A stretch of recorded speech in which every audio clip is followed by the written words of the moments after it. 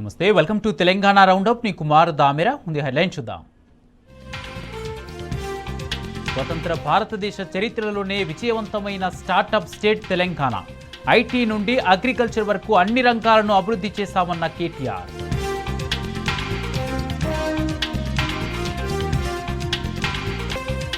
భద్రాద్రి కొత్తగూడెం జిల్లా ఇరవెండిలో మహిళలపై అటవీ అధికారుల దాడి.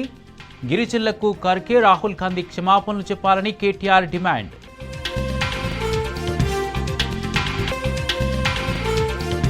కాజీపేట రైల్వే కోర్టు జడ్జి ముందు కౌశిక్ రెడ్డిని హాజరుపరిచిన పోలీసులు. ముగిసిన ఇరుపక్షాల వాదనలు, కాసేపట్లో తీర్పు వెలువరించనున్న జడ్జి.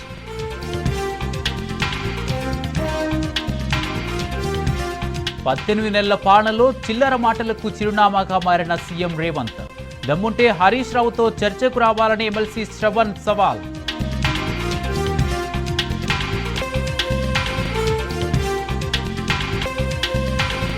రాష్ట్రంలోని రైతులందరికీ రైతు బంధు డబ్బులు ఇవ్వాలి. రైతు మహాధర్నాలో బీఆర్ఎస్ నాయకుల డిమాండ్.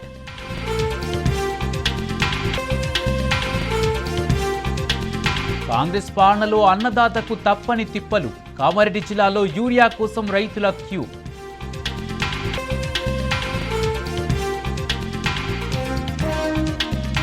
భద్రాద్రి కొత్తగూడెం జిల్లా అశ్వాపురం తహసీల్దార్ లంచావతారం. ఎంఆర్ఓ రాజారావు రైతు నుండి లంచం తీసుకుంటున్న వీడియో వైరల్.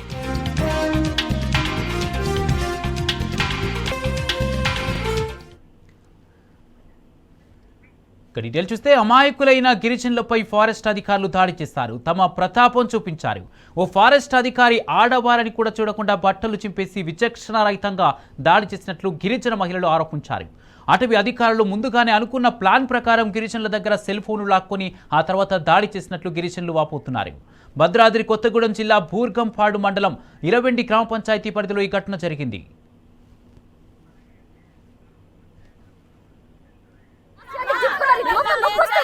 ఎవరు కొట్టింది చూపి, ఎవరు కొట్టింది, ఎవరు ఎందుకు కొట్టారు? పా చూపిద్దు పాండి, ఎవరు కొట్టారు? కొట్టారా?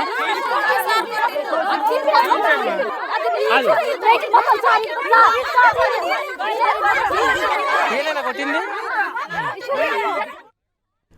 ఇక్కడే నివాసం ఉంటున్న గిరిజనులు ప్రతి సంవత్సరం వర్షాకాలం సీజన్లో ఫారెస్ట్ అధికారులు వేధిస్తున్నారని ఆరోపిస్తున్నారు. మొక్కలు నాటే పేరుతో గత 30 సంవత్సరాలుగా గిరిజనులు సాగు చేస్తున్న పోడు భూములు లాక్కునేందుకు ఫారెస్ట్ అధికారులు బీభత్సం సృష్టించారు. కొంత భూమి తమకు ఇవ్వాలని చెప్పి ఒత్తిడి చేసి భయభ్రాంతులకు గురి చేస్తూ మహిళలు, ముసలివారు, చిన్నపిల్లని కూడా చూడకుండా ఇష్టానుసారం దాడి చేస్తారు. పాశవికంగా ఫారెస్ట్ అధికారులు వ్యవహరిస్తున్నారని మహిళలు ఆవేదన వ్యక్తం చేస్తున్నారు.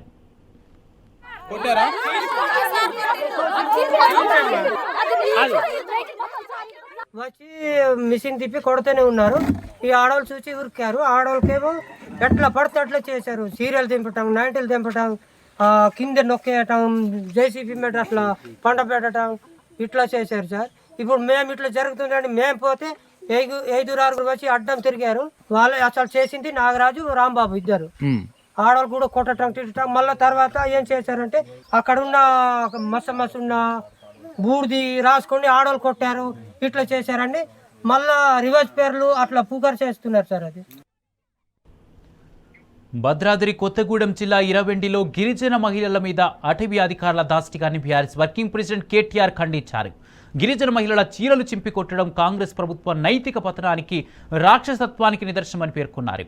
హింసాత్మక మనస్తత్వం ఉన్న రేవంత్ రెడ్డి అధికార మదంతో చేసిన రాక్షస చర్యగా వివరించారు.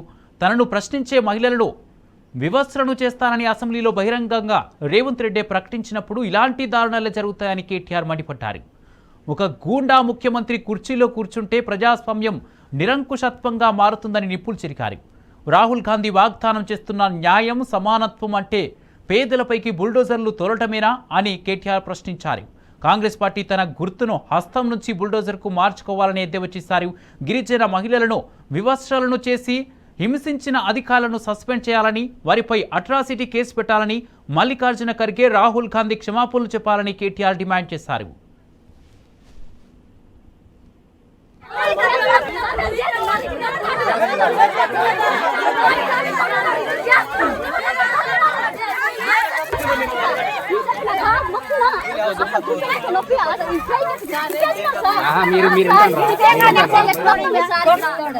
ఎవరు కొట్టింది? ఎవరు మిమ్మల్ని కొట్టినాయన? నీ చేయి పట్టుకుని. భద్రాద్రి కొత్తగూడెం జిల్లా అశ్వాపురం తహసీల్దార్ లంచావతారం ఎత్తాడు. నెల్లిపాక రెవెన్యూ పరిధిలోని పట్టా పాస్బుక్లో పేరు మార్చడం కోసం ఎంఆర్ఓ రాజారావు రైతు దగ్గర లంచం డిమాండ్ చేశాడు. దీంతో ఎంఆర్ఓ రాజారావుకు డబ్బులు ఇస్తూ రైతు వీడియో రికార్డ్ చేశాడు. రైతును ఎంఆర్ఓ మరిన్ని డబ్బులు డిమాండ్ చేసిన ఈ వీడియో ప్రస్తుతం సోషల్ మీడియాలో హల్చల్ చేస్తోంది.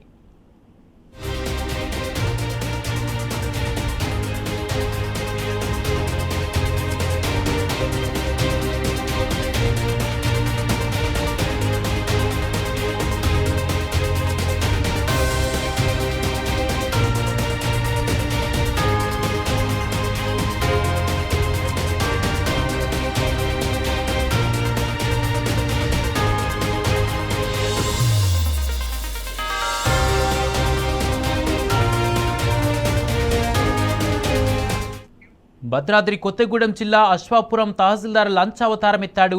నెల్లిపాక రెవెన్యూ పరిధిలోని భూపట్టా పాస్బుక్లో పేరు మార్చడం కోసం ఎంఆర్ఓ రాజారావు రైతు దగ్గర లంచం డిమాండ్ చేశాడు.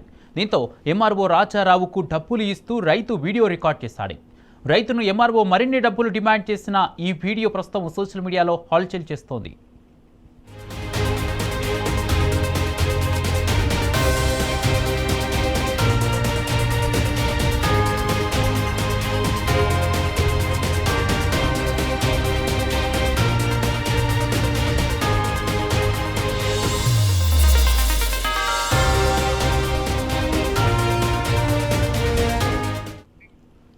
భద్రాద్రి కొత్తగూడెం జిల్లా బూర్గంపాడు తహసీల్దార్ కార్యాలయంలో కంప్యూటర్ ఆపరేటర్ నవక్రాంతిని ఏసీబీ అధికారులు అరెస్ట్ చేశారు. 2,500 రూపాయలు లంచం తీసుకుంటుండగా రెడ్ హ్యాండెడ్గా పట్టుకున్నారు. రేషన్ కార్డు ప్రాసెస్ చేసి కొత్త కార్డు ఇప్పించేందుకు ఓ దరఖాస్తుదారుడి నుంచి నవక్రాంతి 4,000 రూపాయల లంచం డిమాండ్ చేశాడు. ఆహార భద్రత కార్డు కావాలంటే లంచం ఇవ్వాలని మెలికపెట్టాడు. దీంతో రేషన్ కార్డు దరఖాస్తుదారుడు ఏసీబీని ఆశ్రయించి తన గోడు వెలబోసుకున్నాడు. ఏసీబీ డీఎస్పీ వై రమేష్ నేతృత్వంలో ఏసీబీ అధికారులు దాడి చేశారు. నవక్రాంతిని రిమాండ్కు తరలిస్తున్నామని, విచారణ కొనసాగుతుందని ఏసీబీ డీఎస్పీ తెలిపారు. ఏ ప్రభుత్వ ఉద్యోగి అధికారి లంచం అడిగినా తమ దృష్టికి తీసుకురావాలని ప్రజలకు విజ్ఞప్తి చేశారు. నా పేరు వై రమేష్. నమస్తే అండి. నా పేరు Y Ramesh, DSP ACB Khammam Bhadradri Kothagudem చూస్తాను. ఈరోజు మన బుర్గంపాడు ఎంఆర్ఓ తహసీల్దార్ ఆఫీస్లో ఉన్నాం. ఒక కంప్లైంట్ మీద ఇక్కడికి రావడం జరిగింది. ఇక్కడ పనిచేస్తున్న టైపిస్ట్ సిహెచ్ నవక్రాంత్, ఇతను కంప్యూటర్ సిస్టమ్ ఆపరేటర్గా పనిచేస్తున్నాడు. చేస్తూ రేషన్ కార్డు అప్లికెంట్స్ దగ్గర నుంచి రేషన్ కార్డు ప్రాసెస్ చేయాలి అంటే, ప్రాసెస్ చేసి దాన్ని అప్లోడ్ చేయాలంటే ఒక 4,000 రూపీస్ డిమాండ్ చేశాడు ఆ అప్లికెంట్ దగ్గర నుంచి. వాళ్ళు తర్వాత మా ఏసీబీని అప్రోచ్ అయ్యారు. ఏసీబీని అప్రోచ్ అయిన తర్వాత మా ప్లాన్ ప్రకారం ఈరోజు వాళ్ళు ఒక 2,500 రూపీస్ ఇస్తుండగా ఏసీబీ రెడ్ హ్యాండ్గా పట్టుకుంది. అది ఫుడ్ సెక్యూరిటీ కార్డు, ఇది కొత్తగా గవర్నమెంట్ కూడా ఈ మధ్య ప్రాసెస్ గురించి ఫుడ్ సెక్యూరిటీ కార్డు ఇష్యూ గురించి ఇది ప్రాసెస్ జరిగింది. ఈరోజు మధ్యాహ్నం 13 అంటే 1 o'clock అతను 2,500 తీసుకుంటే రెడ్ హ్యాండ్గా పెట్టుకోవడం జరిగింది. కాంగ్రెస్ పాలనలో అన్నదాతను వరుస కష్టాలు ఆగం చేస్తున్నాయి. నిన్నటి వరకు ధాన్యం కొనుగోలులో జాప్యం వేధించగా ఇవాళ యూరియా కోసం రైతులు పడిగాపులు కాస్తున్నారు. కామారెడ్డి జిల్లా గాంధారి ప్రాథమిక వ్యవసాయ సహకార కేంద్రంలో యూరియా కొరత రైతులను వేధిస్తుంది. యూరియా కోసం రైతులు క్యూ కట్టారు. గతంలో కంటే యూరియా విత్తనాల రేటు రెట్టింపైందని అన్నదాతలు ఆగ్రహం వ్యక్తం చేశారు. దీనిపై మరింత సమాచారం ప్రతినిధి రవీంద్ర అందిస్తారు.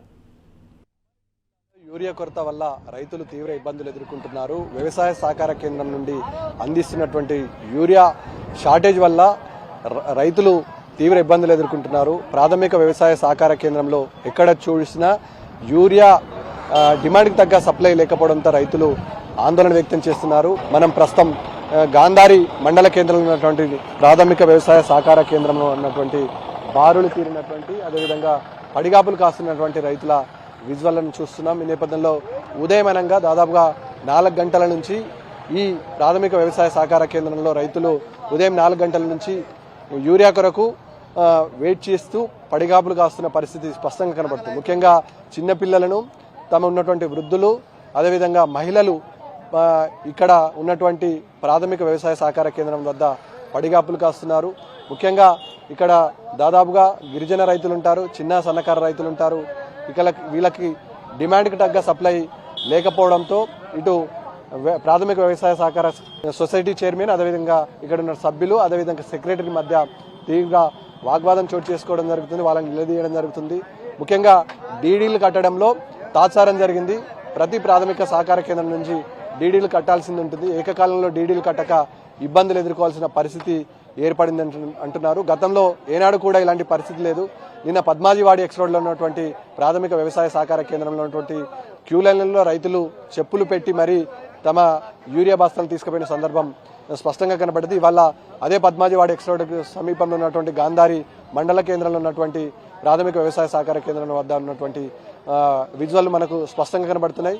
గేటును మూసివేయడం జరిగింది. రైతులు పెద్ద మొత్తంలో రావడంతో ఇక రక్షణగా ఇక్కడ ఒక గేటును పూర్తి స్థాయిలో మూసివేసి రైతులు లోనికి రానియకుండా నెమ్మదిగా, ఒకవేళ వీరికి డిమాండ్ దాదాపు ఒక ఎకరానికి 6 నుంచి 4 సంచులు అవసరం ఉంటుందని రైతులు చెప్తున్నారు. కానీ ఎకరానికి కేవలం 2 బస్తాలు మాత్రం అందించడం ఎటు కాకుండా పోతుందని, 2 బస్తాలు కాకుండా డిమాండ్ ఉన్నంత మేరకు సప్లై చేయాలని అంటున్నారు.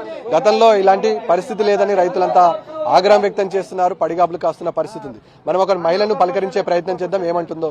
ఏందమ్మా, ఎన్ని గంటలకు వచ్చినావు? ఎంత యూరియా అవసరం నీకు? 4 గంటలకు వచ్చినా నేను. 4 గంటలకు వస్తే ఇప్పుడు దాకా అన్నం లేదు, రొట్టె లేదు, ఏం లేదు, నీళ్ళు కూడా లేదు, ఏం లేదు మాకు. 1 ఎకరంకు 2 సంచి ఏం సరిపోతుంది మాకు? 4కు వచ్చినా నేను. 4కు వస్తే ఇప్పుడు దాకా తలుపు తీస్తలేరు. చెప్పండి, ఎన్ని గంటలకు వచ్చారు? ఏంది పరిస్థితి? 4 గంటంగా వచ్చినాం. 4 గంటంగా వచ్చి ఆయన ఇబ్బంది అవుతుంది. ఎందుకు ఆన ఒకటి పడతలేదు, ఇక్కడ మందు ఒకటి దొరకతలేదు. దొరకకొస్తే మేమేమో 6 సంచులైనా ఇవ్వాల కమిషన్ ఎకరానా. అయితే మేము పోల్ చేసింది ఉన్నాం. అదే మంచి రావాలంటే రావన్నా సార్. చౌకు పోతారు, ఒకటి ఏం టైం ఉంటారు, ముసలోళ్ళు ఉంటారు. పట్టాదారుడు వస్తేనే ఇస్తున్నారు, పట్టాదారుడు వస్తేనే మాత్రం ఇస్తున్నారు సంచి. పట్టా పుస్తకాలను చూసి ఇస్తున్నారు. గతంలో ఎప్పుడు అన్ని పరిస్థితి ఉండేనా? 10 సంవత్సరాలు కేసీఆర్ ఉన్నప్పుడు ఉండేనా? 10 సంవత్సరాల నుంచి మాకు హైగా ఉన్నాం మేము. ఎవరు లేదు, మాకు బాధనే లేదు, రైతులకు కష్టం లేదు. ఈసారి కష్టం పెడుతున్నారు. మోడీ అంటున్నారు, మళ్ళీ మన రేవంత్ అంటున్నారు. అది ఏం అందరి పంటకు మొత్తం కోసేలా ఉన్నది. ఆడ మాకు మాత్రం ఇచ్చేది. మాకు బాగా చెప్పమ్మా, మీదేంటి సమస్య? నేను 4 వద్దులే సార్. ఇక సార్ అడుగు, కాగితాలు గంటలు పెట్టిపోయినా. ఇచ్చిరా యూరి ఇచ్చిరా? రాలేదు. ఎవరిని అడిగినా అదే పరిస్థితి కనబడుతుంది. ముఖ్యంగా చిన్న సన్నకారు రైతులు తీవ్ర ఇబ్బందులు ఎదుర్కొంటున్నారు. గతంలో ఇలాంటి పరిస్థితి లేకుండే 10 సంవత్సరాల పాటు సునాయాసంగా ప్రాథమిక వ్యవసాయ సహకార కేంద్రం నుంచి అందిస్తున్నటువంటి యూరియాను రైతులు తీసుకెళ్లడానికి వెసులుబాటు కల్పించింది ఆనాటి కేసీఆర్ ప్రభుత్వం. కానీ ఇప్పుడు పరిస్థితి పూర్తిగా మారిపోయింది, విభిన్నంగా తయారైంది.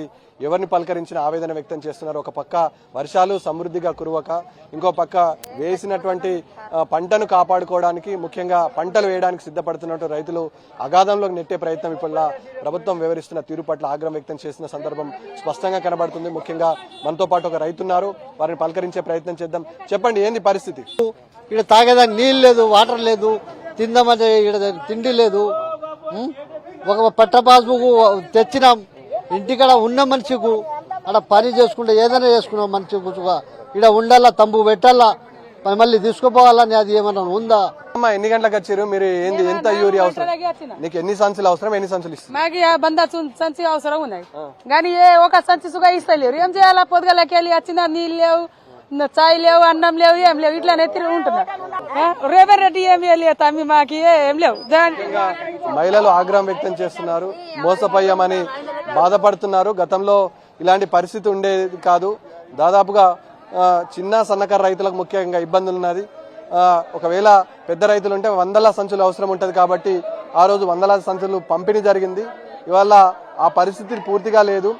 రైతులు గతాన్ని చూసుకొని బాధపడుతున్నారు, ఆవేదన చెందుతున్నారు, ఆందోళన వ్యక్తం చేసిన సందర్భం స్పష్టంగా కనబడుతుంది. ముఖ్యంగా యూరియాకు సంబంధించినటువంటి షార్టేజ్ విపరీతంగా ఉండడం వల్ల ఇటు రైతాంగం వ్యవసాయ పనుల్లో నిమగ్నమయ్యే సమయంలో కనీసం ఇటు సౌకర్యాలు కల్పించక, అదే మనతో పాటు ఇక్కడ ప్రాథమిక వ్యవసాయ సహకారానికి సంబంధించినటువంటి నిర్వాహకులు ఉన్నారు, వారిని పలకరించే ప్రయత్నం చేద్దాం. ఏమంటారో, ఎందుకు కొరత ఏర్పడింది? రైతులు ఒకటే డిమాండ్ చేస్తున్నారు, ముఖ్యంగా మాకు 10 నుంచి 100 సంచులు అవసరం ఉంటుంది. కేవలం ఎకరానికి 2 సంచులు మాత్రం ఇస్తున్నా అంటున్నారు. ఎందుకు కొరత ఏర్పడింది? రైతులకు ఏం చెప్తారు? మా సీఓ గారిని అడిగితే కరెక్ట్. మా సీఓ గారిని అడిగాను అన్న. ముఖ్యంగా రైతులకు సంబంధించిన అంశం కాబట్టి క్లియర్ గా ఇక్కడ ఉన్నటువంటి అధికార యంత్రాంగం కానీ ఇక్కడ ఉన్నటువంటి ప్రాథమిక వ్యవసాయ శాఖకు సంబంధించినటువంటి నిర్వాహకులు కానీ తప్పించుకునే ప్రయత్నం చేస్తున్నారు. జిల్లా యంత్రాంగం కానీ పూర్తి స్థాయిలో జోక్యం చేసుకుని రైతులను కాపాడాలని కామారెడ్డి జిల్లా రైతాంగం విజ్ఞప్తి చేస్తున్న పరిస్థితి స్పష్టంగా కనబడుతుంది. వీళ్ళ శ్రీకాంత్తో కలిసి రవీందర్, టీ న్యూస్, కామారెడ్డి జిల్లా. అన్నదాతలకు రేవంత్ సర్కారు చుక్కలు చూపిస్తుంది. రైతు భరోసా వేయడం లేదు, ఎకరాల వారీగా ఎంపిక చేసి వేయడంతో మిగతా రైతులు ఇబ్బంది పడుతున్నారు. సంగారెడ్డి జిల్లా జిన్నారంలో పటాన్ చెరువు డివిజన్ అన్నదాతలకు రైతు భరోసా రద్దు చేశారు. 27,000 మంది రైతులకు రైతు భరోసా రద్దు చేయడాన్ని నిరసిస్తూ బీఆర్ఎస్ ఆధ్వర్యంలో మహాధర్నా నిర్వహిస్తున్నారు. ఈ మహాధర్నాకు పెద్ద ఎత్తున అన్నదాతలు తరలివచ్చారు. ధర్నాలో మాజీ మంత్రి ఎమ్మెల్యే హరీష్ రావు, బీఆర్ఎస్ ఎమ్మెల్యేలు, నేతలు పాల్గొన్నారు.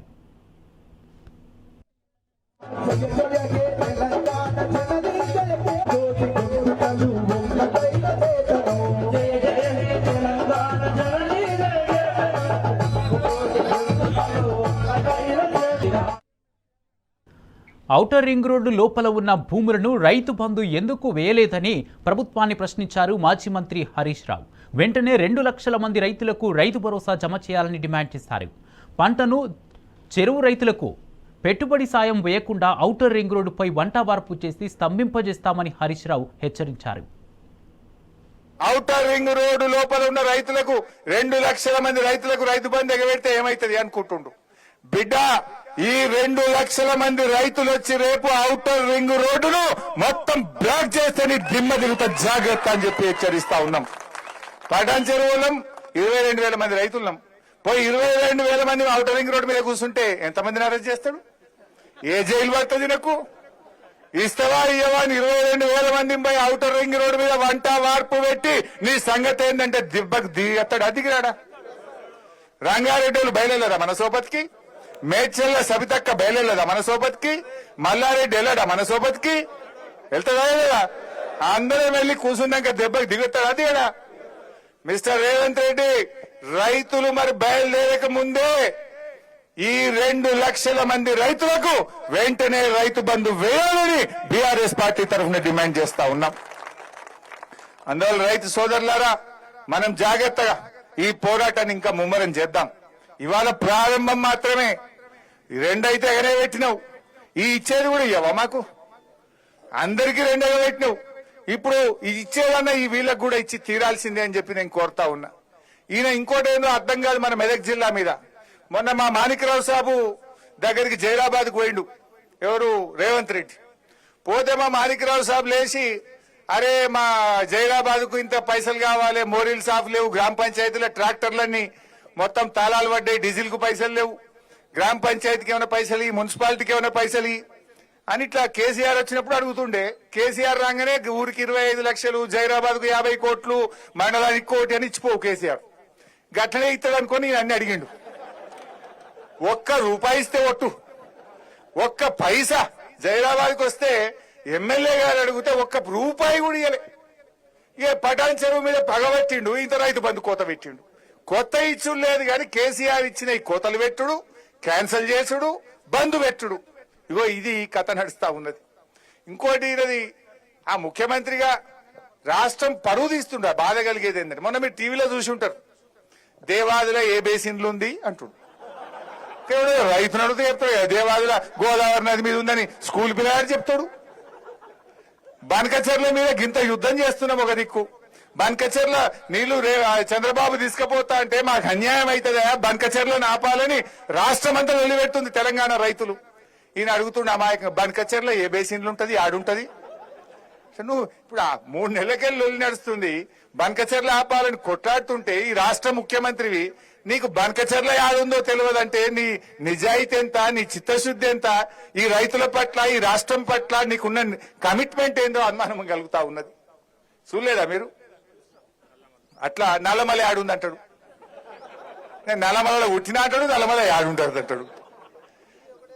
అంతా అదెందుకు? రైతుల గురించి మొన్న ఆడిపోయిండు, ఏది వ్యవసాయ విశ్వవిద్యాలయం పోయిండు. వ్యవసాయ విశ్వవిద్యాలయం పోయి కందులు పెసర్లు ఇలాంటి అన్ని కూడా మన వాటిని కందులు పెసర్లు ఏమంటామే మనం పప్పు ధాన్యాలు అంటాం. ఏమంటాం? పప్పు ధాన్యాలు అంటాం. ఈ కొర్రలు రాగులు సజ్జలు వీటిని ఏమంటాం? చిరుధాన్యాలు అంటాం. మిలెట్స్ అంటాం. రేవంత్ రెడ్డి ఏమన్నాడు మొన్న? ఆడికి పోయి కందులు పెసర్లు ఇవన్నీ కూడా మిల్లెట్స్ ఇలాంటి పంటలు బాగా పండించాలి అన్నాడు. ఎవల ముంగట అన్నాడు? పోయి ఆడ వ్యవసాయ విద్యార్థుల ముందు అన్నాడు. ఆ పిల్లలంతా ఇదేంద్రబాయ్ మిల్లెట్లు అంటే మరి నిన్నదాకా మేము రాగులు సజ్జలు కొర్రలని చదువుతుంది, ఈయన వచ్చి కందులు పెసర్లు మిల్లెట్లు అంటాడు, ఇదేంద్రబాయ్ అని చేతిలో పెట్టుకున్నారు. ఎక్కడి కథ, ఏం కథ ఇది? పరిశానిగా ఆగమాగం జగన్నాథం. ఒక్కటన్నా చక్కలేదు. తెలియకపోతే సపరేట్ కూర్చోవాలి. తెలిసినట్టు ఏందో మాట్లాడబోతారు. నీ ఇజ్జత్ పోతావే కానీ రాష్ట్రం పరుగు పోతుంది కదా. తెలంగాణ ముఖ్యమంత్రికి ఏం తెలియదట గిట్లా మాట్లాడుతుండంటే మన ఇజ్జత్ ఏమైనా ఉంటుందా ఈ రాష్ట్రంది? ఈ రకంగా తయారైపోయిండు.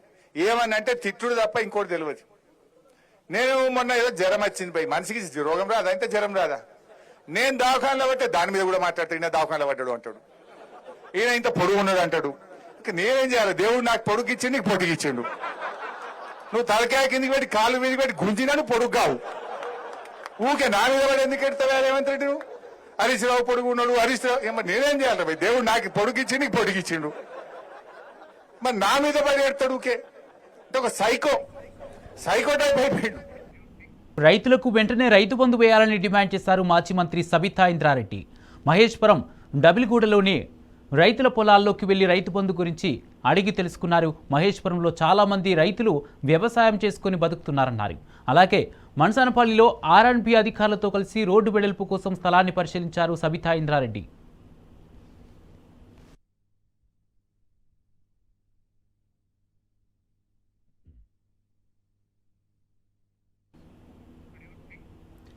రంగారెడ్డి జిల్లా ఇబ్రహీంపట్నం మండలం షేరిగూడలోని శ్రీదత్త ఇన్స్టిట్యూషన్స్లో ప్లేస్మెంట్ అచీవర్స్ డే 2025 ఘనంగా నిర్వహించారు. ఈ కార్యక్రమానికి వివిధ కంపెనీల ప్రతినిధులు ముఖ్య అతిథులుగా హాజరయ్యారు. శ్రీదత్త కళాశాలలో చదివి ప్లేస్మెంట్స్ పొందిన విద్యార్థులకు ఉద్యోగ నియామక పత్రం అందజేశారు. ఈ సందర్భంగా విద్యార్థులు తమతో ఉన్న టాలెంట్ను బయటకు తీసుకొచ్చే పని కళాశాల యాజమాన్యం చేస్తుందని tech Mahindra HR manager Ravichandra తెలిపారు. విద్యార్థుల తల్లిదండ్రులు వారి పిల్లలను నిత్యం కళాశాలకు పంపితే వారందరినీ ఉద్యోగ నియామకంతోనే తమ కళాశాల నుండి బయటకు పంపుతామని శ్రీదత్త ఇన్స్టిట్యూషన్స్ చైర్మన్ పాండురంగారెడ్డి తెలిపారు. ఈ కార్యక్రమంలో శ్రీదత్త ఇన్స్టిట్యూషన్స్ విద్యార్థులు, అధ్యాపకులు, విద్యార్థుల తల్లిదండ్రులు పాల్గొన్నారు. Achievers day, Sridatta achievers day అంటే టోటల్గా ఎంతమంది అయితే విద్యార్థులు out going batch final year students ఉన్నారో అందరికి కూడాను ప్లేస్మెంట్ 100% కంప్లీట్ చేశాము. ఇదొక పండగ సందర్భం ఈరోజు మా విద్యార్థులందరికీ కూడాను. సో మీ ద్వారా పేరెంట్స్కి తర్వాత స్టూడెంట్స్కి అందరూ కూడా కంగ్రాచులేషన్ తెలియజేస్తున్నాము. ఏ నమ్మకంతో అయితే పేరెంట్స్ ఇక్కడ 4 సంవత్సరాల క్రితం చేర్పించారో వాళ్ళ నమ్మకాన్ని పూర్తిగా మేము కంప్లీట్ చేసేసి మా బాధ్యతగా వాళ్ళకి అందరికీ ఉద్యోగాలు ఇప్పించేసి కొంతమందికి 6 ప్లేస్మెంట్స్ ఒక్కొక్క కంపెనీలో మినిమం 2 ఆర్డర్స్తో ఇప్పించేసి పంపించాము. కాబట్టి మీ ద్వారా ఈ ఫెస్టివల్ని మేము సందర్భంగా కంప్లీట్ చేసుకుంటున్నాం. ఎట్ సేమ్ టైం బయటికి వెళ్ళేటువంటి విద్యార్థులకు కూడా మేము మెసేజ్ ఏంటంటే ఒక అకౌంటబిలిటీ అనేది ఉండాలి. ఏంటంటే ప్రతి పిల్లోడు కూడా ఎంత టైం వేస్ట్ చేస్తున్నాము, ఎంత మనం దేని గురించి పని చేస్తున్నాం అనే ఒక దాని కొరకు చిహ్నంగా జీవితాంతం వాళ్ళు గుర్తుండేట్టుగా ఈ మెసేజ్ గుర్తుండాలి. అకౌంటబిలిటీ ఉండేటువంటి విషయానికి టైం మీద అకౌంటబిలిటీ ఉండాలి. ఎలా మనం పనిచేయాలి భవిష్యత్తులో ఉద్యోగాలు కూడా అనే దాని మీద ఒక చిహ్నంగా అందరూ కూడా ప్రతి ఒక్క స్టూడెంట్కి కూడా గడియారం ప్రజెంట్ చేయడం జరిగింది. అంటే ఒక మెమరబుల్ ఈవెంట్గా ఉండాలి. ఈ మెసేజ్ కూడా మర్చిపోకుండా ఉద్దేశంతో చేశాము.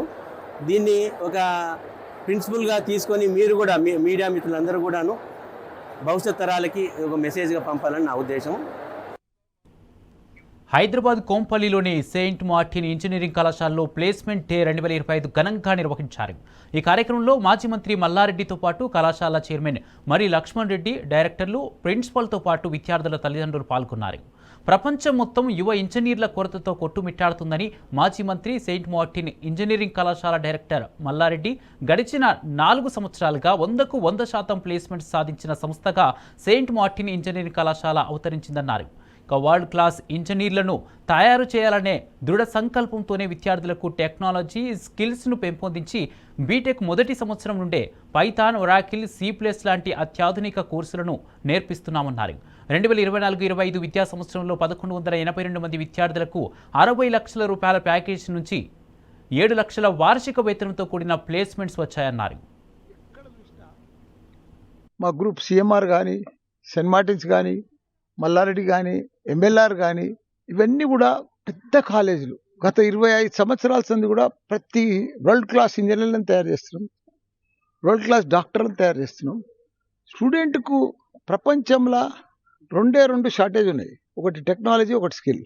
ఆ రెండు కూడా మా సెయింట్ మార్టిన్స్లో ఫుల్ఫిల్ చేస్తున్నాం. స్టూడెంట్లను పర్ఫెక్ట్గా ఓవరాల్గా డే 1 నుంచి ఫస్ట్ ఇయర్ నుంచి వాళ్ళకంతా కోడ్ కానీ, పైథాన్ కానీ, జావా కానీ, డేటా సైన్స్ కానీ ఇవన్నీ కూడా నేర్పిస్తూ ట్రైన్ చేస్తూ ప్రపంచం తగ్గట్టు తయారు చేస్తే పిల్లలు వాళ్ళకి మంచి భవిష్యత్తు అవుతుంది. మనకు మంచి భవిష్యత్తు ఉన్నది, మన పిల్లలకు మంచిగా ఫ్యూచర్ ఉన్నది. కాబట్టి మన పిల్లలను మంచిగా టెక్నాలజీ స్కిల్తో తయారు చేస్తే ప్రపంచాన్ని లీడ్ చేసే శక్తి మన పిల్లలకే ఉంది. కాబట్టి ఇప్పుడు మనకు గొప్ప అవకాశాలు ఉన్నాయి. మన పిల్లలందరూ కూడా ఫ్యూచర్ అంతా కూడా చాలా బాగుంది. రాబోయే రోజులన్నీ కూడా ప్రపంచం అంతా కూడా మన మీదనే డిపెండ్ అవుతుంది. కాబట్టి మన పిల్లలను మంచిగా తయారు చేసుకొని మెరిట్లా స్కిల్తోని టెక్నాలజీతో నింపితే పర్ఫెక్ట్ ప్రపంచాన్ని లీడ్ చేస్తాడు. ఆరోగ్య సంరక్షణలో కృత్రిమ మేధస్సు AI భాగస్వామ్యంపై యశోద హాస్పిటల్స్ ఆధ్వర్యంలో హైటెక్ సిటీలో భారతదేశంలోనే అతిపెద్ద అంతర్జాతీయ వైద్య విజ్ఞాన సదస్సును నిర్వహించారు. సదస్సులో ప్రపంచవ్యాప్తంగా ఉన్న ప్రముఖ వైద్యులు, వైద్య పరిశోధకులు, ఆరోగ్య సంరక్షణ నిపుణులు, AI సాంకేతిక నిపుణులతో సహా 1000 మందికి పైగా పాల్గొన్నారు. ఈ సదస్సుకు మంత్రి శ్రీధర్ బాబు ముఖ్య అతిథిగా హాజరయ్యారు.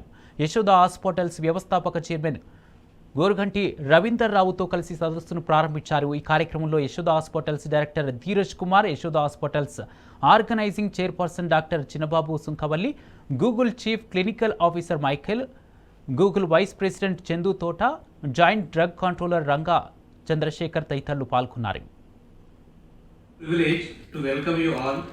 To this international conference of artificial intelligence in healthcare. This is not just any conference, it is a pivotal moment where global insights coverage to redefine the very essence of healing. Our theme, revolutionizing the care and enhancing lives, is not merely aspirational, it is our guidance principle. AI is not just supporting healthcare, it is a fundamentally reshaping it with its most visible impact in critical fields like oncology, robotic surgery, diagnostics, with truly personalized medicine. Care specialists of Yashoda Hospitals, who always strive for the new things and also yielding for innovation, and they are looking out for the future. One thing is quite clear here, world is changing very, very fast and healthcare needs to be keeping up with the fastness and the pace. We have seen the chronic diseases like heart problems, the cancer, the diabetes, infections like TB are rising fast and killing millions. And one more thing we have to realize is, and truth is we can't ignore, the world is aging. People are living longer. The average age has increased. Hospitals are also thriving because we are not living healthier. In the coming decades, we will see more elderly people living with long-term poor health conditions. ఇవి ఇప్పటివరకున్న updates. మరిన్ని updates కోసం చూస్తూనే ఉండండి tea news.